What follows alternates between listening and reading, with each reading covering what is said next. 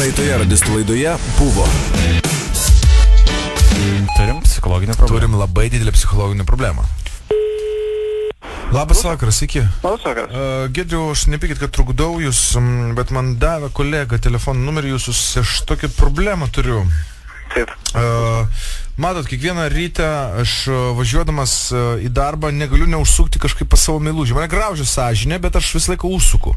Aha. Ir paskui per pietus būna tai pasitaiko ir vos ne namo važiuodamas ten užsuku, suprantat? Vat kažkaip. Ir norėtųsi kažkaip taip pabendrauti šitą temą, ar ne? Pasigilinti. Jo, nes būna dar taip, kad važiuodamas ryte užsuku pas kokią meilužę, užvažiuoju į darbą, sekretorė ten mane vilioja, aš ir ją taudžiu iš tikrųjų ir būna paskui papietauju su meilužė, vėl reikia pasimylėti, sekretorė kažkok kabinėjasi, ką žinau, būna ten rankai ir iš tikrųjų per pasimylim. Tai toks, va, sėdžiu paskui namuose, žinot, toks pasimetęs visas. Ok, aš manau, kad iš esmės aš pačią problematiką suprantu. Maždaug. Tikrai? A jūs teko susidurti su to? Taip. Nes problema yra daug gilesnė. Supraskit, aš, matot, turiu dar žmoną. Ir jo, aš jau prabundu, žinot, nuo to, kad mes mylimės, nuo sekso to viso.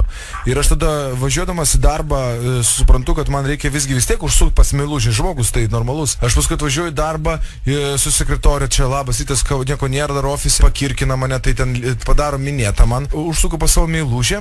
Mes su ją pasimylim, paskui grįžtu namo pas savo žmoną ir mes mylimės ilgai. Suprantat, iki kol užmiegam. Aha, iš esmės, mano pirma mintis yra tokia, kad mes galim susitarti susitikimo laiką. Super, būtų labai gerai, Giedriau.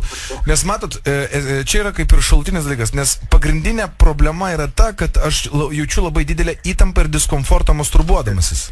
Nu tai žiūrėkite, aš dabar sakau taip, kad jeigu yra noras susitikti, tai mes tarkim susitikimo laiką. Jūs šią savaitę laisvesnis?